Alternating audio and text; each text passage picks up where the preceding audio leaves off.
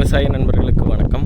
இன்றைக்கி நாம் இந்த வீடியோவில் எதை பற்றி பார்க்க போகிறோம்னா, கொடி வகை பயிர்களான பாவை, அதுக்கப்புறம் பார்த்திங்கன்னா பீர்க்கங்காய், இந்த மாதிரி இதில் பார்த்திங்கன்னா கோணக்காயின்னு சொல்லுவோம். காய் வந்து வளைஞ்சிருக்கும். இந்த மாதிரி பார்த்திங்கன்னா தெரியும், உங்களுக்கு காட்டுறேன். இந்த பிஞ்சு பார்த்திங்கன்னா இந்த மாதிரி காய் நெட்டாக வராமல் ஒரு ஷேப் இல்லாமல் கோணக்காய் அந்த மாதிரி வரும். இதுக்கு பார்த்திங்கன்னா 2 காரணம் இருக்குது. மொதல் காரணம் பார்த்திங்கன்னா ஃப்ரூட் ஃப்ளைன்னு சொல்லப்படுகிற ஒயிட், இது பழையோட பிரச்சனை. அது வந்து பார்த்திங்கன்னா இந்த மாதிரி பிஞ்சாக இருக்கும்போதே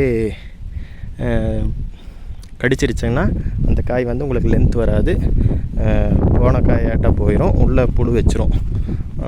இதை கண்ட்ரோல் பண்ணுறதுக்கு பார்த்திங்கன்னா பென்டால் டேங்க் 25 மில்லி போட்டு ஸ்ப்ரே பண்ணால் அந்த பழைய கண்ட்ரோல் ஆகிக்கும். அதுக்கப்புறம் பார்த்திங்கன்னா அதில் கண்ட்ரோல் ஆகலைன்னா பேரில் வரக்கூடிய சாலமன், அது வந்து பார்த்திங்கன்னா டேங்க் ஒரு 15 மில்லி வரைக்கும் டோஸ் கொடுக்கலாம். மேக்ஸிமம் இந்த 2 டோஸ்லேயே கண்ட்ரோல் ஆயிரும்.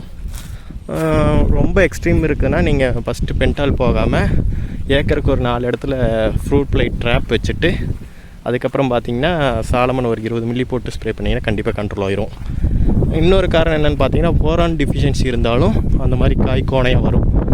போரான் டிஃபிஷியன்சினால் வர கோணக்காயில் பார்த்திங்கன்னா காயில் வந்து உங்களுக்கு டேமேஜோ புழுவோ அது பார்த்திங்கனாலே தெரியும், எது இருக்காது. அதுக்கு வந்து பார்த்திங்கன்னா கீழே ட்ரெஞ்சிங்லேயும் நல்ல போரானும் கொடுத்துட்டு மேலே ஸ்ப்ரேயிலையும் பார்த்திங்கன்னா ஒரு நல்ல லிக்விட் போரான் ஸ்ப்ரே பண்ணிங்கன்னா கண்டிப்பாக கண்ட்ரோல் ஆகிரும். இந்த வீடியோ உங்களுக்கு உபயோகமாக இருக்கும்னு நம்புகிறேன். அடுத்த வீடியோவில் பார்க்கலாம். நன்றி, வணக்கம்.